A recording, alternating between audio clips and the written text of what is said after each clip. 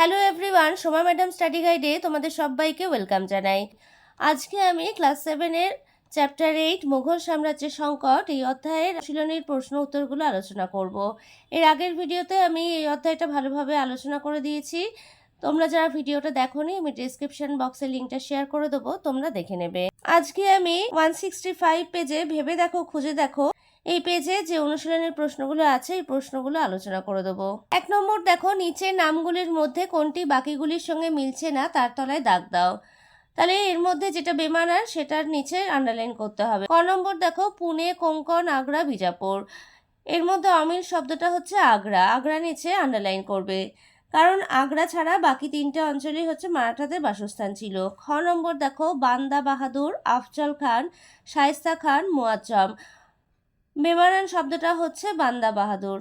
বান্দা বাহাদুর বাদে বাকি 3জনই ছিলেন শিবাজির অন্যতম প্রতিদ্বন্দ্বী। গ নম্বর দেখো, অষ্টপ্রধান, বর্গী, মাবলে, খালসা। বেমানান শব্দটা হচ্ছে খালসা, কারণ অষ্টপ্রধান, বর্গী, মাবলে প্রমুখরা ছিল শিবাজির অধীনস্থ বিভিন্ন কর্মচারী, আর খালসা হলো শিখদের সেনাবাহিনী। এরপর ঘ নম্বর দেখো, রামদাস, তেগ বাহাদুর, জয়সিংহ, হরগোবিন্দ। এর মধ্যে বেমানান শব্দ হচ্ছে জয়সিংহ। রামদাস, তেগ বাহাদুর এবং হরগোবিন্দ ছিলেন শিখ গুরু, কিন্তু জয়সিংহ ছিলেন একজন সেনাপতি।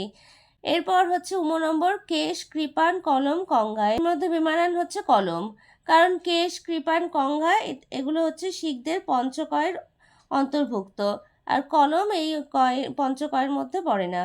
তাহলে 1 নম্বর আলোচনা করে দিলাম। এরপর 2 নম্বর দেখো, ক স্তম্ভের সঙ্গে খ স্তম্ভ মিলিয়ে লেখো। প্রথমটা দেখো, রায়গড়, সঠিক উত্তরটা হবে শিবাজি। হিন্দু পাদ পাতশাহী, প্রথম বাজিরাও। পরেরটা দেখো, গোলকোন্ডা, দাক্ষিণাত্য। নেক্সট হচ্ছে সতনামি, নারনৌল। পাঠান উপজাতি, উত্তর পশ্চিম সীমান্ত। তাহলে ক স্তম্ভের সঙ্গে খ স্তম্ভ এই ম্যাচিংটা আমি করে দিলাম, আমি বইতেই করে দিলাম। এরপর 3 নম্বর দেখো, সংক্ষেপে উত্তর দাও। এই প্রশ্নের উত্তরগুলো আমি আলোচনা করে দিচ্ছি। এখানে 5টা প্রশ্ন আছে, এই 5টা প্রশ্ন আমি আলোচনা করে দিচ্ছি।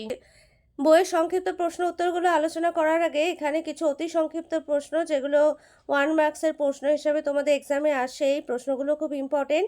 এগুলো আমি কয়েকটা প্রশ্ন তোমাদেরকে বলে দিচ্ছি। ক নম্বর দেখো, পুরন্দরের সন্ধি কাদের মধ্যে স্বাক্ষরিত হয়? উত্তর হচ্ছে শিবাজি ও জয়সিংহের মধ্যে। খ নম্বর দেখো, শিবাজির 8জন মন্ত্রী কি নামে পরিচিত? উত্তর হচ্ছে অষ্টপ্রধান। গ নম্বর দেখো, মারাঠারা নিজেদের রাজ্যকে কি বলতো? উত্তর হবে স্বরাজ্য। নেক্সট প্রশ্ন দেখো, শিবাজির অষ্টপ্রধানের মধ্যে প্রধান কে ছিলেন? উত্তর হবে পেশওয়া। উম নম্বর দেখো, পুরন্দরের সন্ধি কত খ্রিস্টাব্দে স্বাক্ষরিত হয়? উত্তর হবে 1665 খ্রিস্টাব্দে। 4 নম্বর দেখো, পঞ্চম শিখ গুরুর নাম কি? উত্তর হবে গুরু অর্জুন দেব। এরপর 6 নম্বর দেখো, দশম শিখ গুরুর নাম কি? উত্তর হবে গুরু গোবিন্দ সিংহ। পরের প্রশ্ন দেখো, মারাঠা রাজ্যের স্থায়ী সৈনিকদের কি বলা হতো? উত্তর হবে বর্গী। তাহলে এই প্রশ্নগুলো খুব ইম্পর্টেন্ট প্রশ্ন, এগুলো আমি আলোচনা করে দিলাম, এগুলো তোমরা খুব ভালোভাবে পড়বে। এরপর 2 নম্বর দেখো, সংক্ষেপে উত্তর দাও। এই প্রশ্নগুলো হচ্ছে তোমাদের বইয়ের প্রশ্ন। ক নম্বর দেখো, ঔরঙ্গজেবের শাসনকালে কি কি অর্থনৈতিক ও রাজনৈতিক পরিবর্তন হয়েছিল? উত্তরটা দেখো, মুঘল সম্রাট ঔরঙ্গজেবের শাসনকালে অর্থনৈতিক ও রাজনৈতিক পরিবর্তনগুলি হলো নিম্নরূপ। প্রথমটা হবে অর্থনৈতিক পরিবর্তন। 1 নম্বর পয়েন্টস লিখবে, ঔরঙ্গজেবের শাসনকালে মনসব নিয়ে অভিজাতদের মধ্যে দ্বন্দ্ব শুরু হয়েছিল। 2 হচ্ছে, ঔরঙ্গজেব দাক্ষিণাত্যের বিজাপুর ও গোলকোন্ডা দখলের পর সেখানকার ভালো জমিগুলোকে খাস জমি হিসেবে রেখেছিলেন। পরের হেডিং করবে রাজনৈতিক পরিবর্তন। 1 নম্বর পয়েন্টস লিখবে, ঔরঙ্গজেবের শাসনকালে মারাঠা রাজ্যের সৃষ্টি হয়েছিল। 2 নম্বর পয়েন্টস হচ্ছে, শিখদের সঙ্গে মুঘলদের সম্পর্ক তিক্ত হয়েছিল। তাহলে ক নম্বর প্রশ্ন আলোচনা করে দিলাম। এরপর খ নম্বর দেখো, কবে কাদের মধ্যে পুরন্দরের সন্ধি হয়েছিল? এই সন্ধির ফল কি হয়েছিল? উত্তরটা হবে 1665 খ্রিস্টাব্দে শিবাজি ও ঔরঙ্গজেবের সেনাপতি রাজা জয়সিংহের মধ্যে পুরন্দরের সন্ধি হয়েছিল। এরপর হেডিং করবে পুরন্দরের সন্ধির ফল। 1 নম্বর হচ্ছে, এই সন্ধির ফলে ঔরঙ্গজেব ও শিবাজির মধ্যে লড়াই বন্ধ হয়। 2 নম্বর পয়েন্টস লিখবে, শিবাজি ঔরঙ্গজেবকে 23টি দুর্গ ছেড়ে দিতে বাধ্য হন। এরপর চলে আসে নেক্সট প্রশ্নে। গ নম্বর প্রশ্ন, জাটদের সঙ্গে মুঘলদের সংঘাত কেন বেঁধেছিল? উত্তরটা হবে, মুঘলদের বিরুদ্ধে জাটদের বিদ্রোহের প্রধান কারণ ছিল, 1 হচ্ছে জাটদের কাছ থেকে অত্যাধিক হারে রাজস্ব আদায় করার জন্য সম্রাট জাহাঙ্গীর ও শাহজাহানের আমলে তাদের সঙ্গে সংঘাত হতো। 2 হচ্ছে ঔরঙ্গজেবের আমলে অনেক মন্দির ভেঙে মসজিদ তৈরি করা হয়েছিল। 3 হচ্ছে ঔরঙ্গজেবের আমলে তিলপথে জাট জমির জমিদার গোখলার নেতৃত্বে তারা ঐক্যবদ্ধ হয়ে বিদ্রোহ ঘোষণা করেছিল। এরপর ঘ নম্বর দেখো, শিবাজির সঙ্গে মুঘলদের দ্বন্দ্বের কারণ কি ছিল? উত্তরটা হবে বিভিন্ন কারণে শিবাজির সঙ্গে মুঘলদের দ্বন্দ্ব শুরু হয়েছিল। 1 হচ্ছে শিবাজি বিজাপুরের সুলতানের অসুস্থতার সুযোগে বিজাপুরের বেশ কিছু অংশ দখল করেন। বিজাপুরের সুলতান শিবাজিকে দমন করার জন্য আফজল খানকে পাঠান, কিন্তু শিবাজি তাকে হত্যা করেন। 2 হচ্ছে শিবাজি দুবার মুঘলদের বন্দর নগরী সুরাট লুট করেন। এখানে বর্গের জয় হস্যি করে দেবে। এরপর 9 নম্বর প্রশ্ন দেখো, বিজাপুর ও গোলকোন্ডা জয়ের ফলে মুঘলদের কি সুবিধা হয়েছিল? উত্তরটা হবে বিজাপুর ও গোলকোন্ডা জয়ের ফলে মুঘলদের অনেক সুবিধা হয়েছিল। 1 হচ্ছে বিজাপুর ও গোলকোন্ডা জয়ের পর দাক্ষিণাত্যের বিশাল সাম্রাজ্য মুঘল সাম্রাজ্যের অন্তর্ভুক্ত হয়েছিল। 2 হচ্ছে বিজাপুর ও গোলকোন্ডার উর্বর জমিগুলি ঔরঙ্গজেব খাস জমি হিসাবে রেখেছিলেন। এই জমি থেকে যে আয় হতো তা সরাসরি রাজকোষে জমা হতো।